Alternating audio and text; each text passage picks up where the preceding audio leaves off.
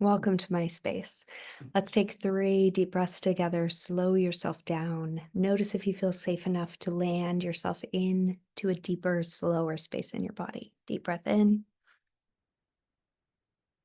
On the exhale, relaxing your body, your face, your shoulders, your chest, your belly, all the way into your seat. Deep breath in. Dropping yourself down into your womb space or your low belly. I am here. One more deep breath. Slowing down, wiggling your spine, allowing yourself to be right here. Welcome. I want to share a little thread of my personal story that informs the work that I do today. I would consider myself first and foremost a spiritual teacher that realized that you can't be a spiritual teacher really without the body and the mind being taken into consideration. And that was a journey for me. But I started out in spirituality very, very connected from the time that I was a kid, connected to the figure of Jesus, not just as a theory out there or a doctrine, but at the age of 4 or 5, having a very unique and intimate relationship to this Jesus figure in my imaginal realm that actually saved me on a daily basis. He was not somebody who was saving me for some future date when I died and supposedly went to heaven. He was actually saving me in my present moment. And this is quite common for people who live in trauma or have had traumatic experiences. They get cracked open to the paranormal realm, that imaginal realm, and that realm ends up being a huge support to those people who have survived or are having to survive in traumatic situations. So that is my story. Jesus, from the very beginning, was a very real character in my world. Now, fortunately for me, the Jesus that I connected to was a loving figure. Some people who get cracked open to the paranormal because of trauma experience horrific things, even in their paranormal spaces. I feel very fortunate that this Jesus figure that I was connected to really did have the essence of divine love, communicating it to me constantly. So at the age of 5, I saw a group of people singing on stage at my church and begged my mom to let me be on stage singing a solo. We had special music every week, and so I knew I could do it. And she did not think that that was actually going to work for me. So she put me off and put me off until one day, being sick of my incessant begging, she organized this way for me to get up on stage on a Sunday during special music. And I fell in love with that space. As I grew older, every time that I was scheduled to be on stage, I took it very seriously and sat with and listened and talked to Jesus about what song, what message, what am I bringing to give to the people. It felt very, very significant for me from a very early age. I loved that space. And I feel very fortunate because in the conservative religious context that I grew up in, there were very few spaces where a woman's voice was allowed. And somehow, spirit and my soul found this crack, this opening in that religious context for my voice to come through from a very early age. As I got older, I had a lot of mystical experiences and calling around who I am and who I feel I'm to be in the world. And now I can see that it was like this deep soul essence of me calling forward, along with this divine energy that is also calling me forward.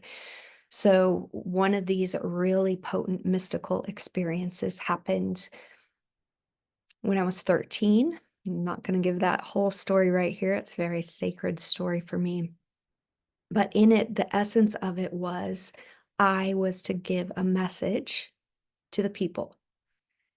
And I'd been doing that since I was 5, so it didn't feel out of context for me to hear that, but it did become the guiding story, the guiding principle of my life. What is this message that I am here to bring?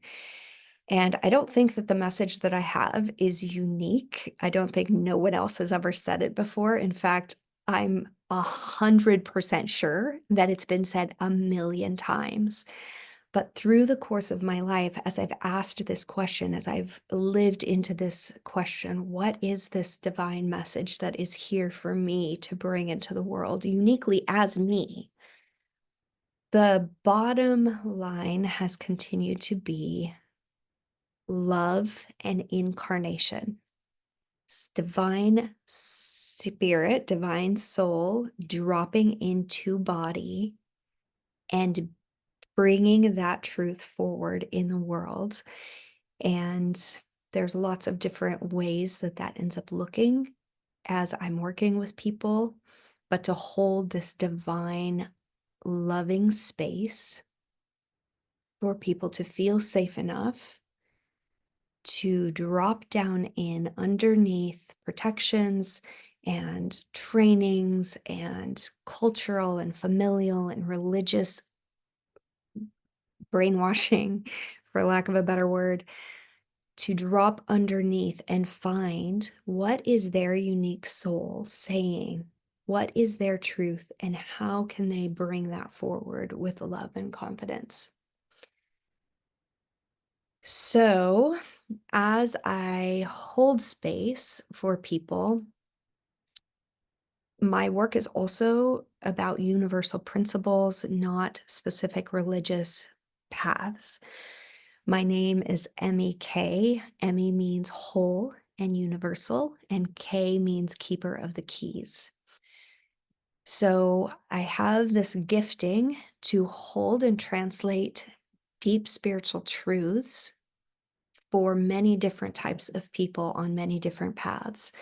And I love doing that. I love translating these core universal truths of love and truth and peace and embodiment and empowerment and surrender. These core truths, I love holding space for people of any age. I have people from 16 to literally 91 that I work with. I love holding this space for all genders. I love holding this space for people of all walks of life because the universal truths are what I am after and what I like to translate into whichever way that you can hear that.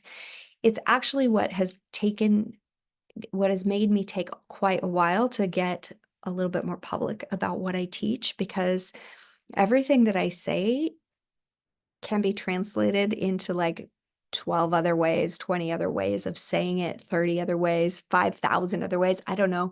However, you need to hear it. If we were one on one, I would be able to drop down in, hear where you're at, and then translate these truths of embodiment, empowerment, surrender, love, truth, peace, joy into your scenario in a way that works for you to practice and play with. But when I'm just speaking here on this camera, you're hearing this one moment that's pretty canned. And if there's things here that you disagree with, you're going to not listen. And if we were working one on one, that would not be the case. So this is an interesting, I don't feel like this is my best version of me as a spiritual teacher, as an embodiment teacher, or an empowerment teacher, but it is a way that I'm being asked to bring me forward into the world right now, and I'm practicing. So thank you for being here. Thank you for listening. And it's really an honor to share this space. I don't take it lightly when people are spending their time with me and listening to what it is that I feel like is mine to say in the world. I hope that it's encouraging. I hope that it helps you slow down and drop into what is true for you. I never, ever, ever believe that what I think is what is needing to be true for you. What I love is believing that anything that I say can be a springboard for you to take it into yourself and say, is that true? How do I feel about that? What would happen if I played with that idea?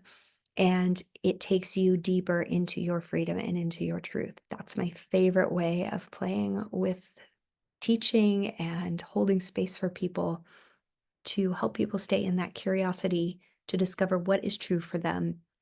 How does that look inside of them? What can they keep? What do they need to throw away? So that's a little bit of my story. I will be sharing lots more threads throughout. I've got the embodiment story that is a very personal journey for me, the empowerment story that's very personal, and then how I bring that into service for the other is my work in the world. So thank you for listening. Much love and peace to all of you. I'll be back, and I hope you will be too.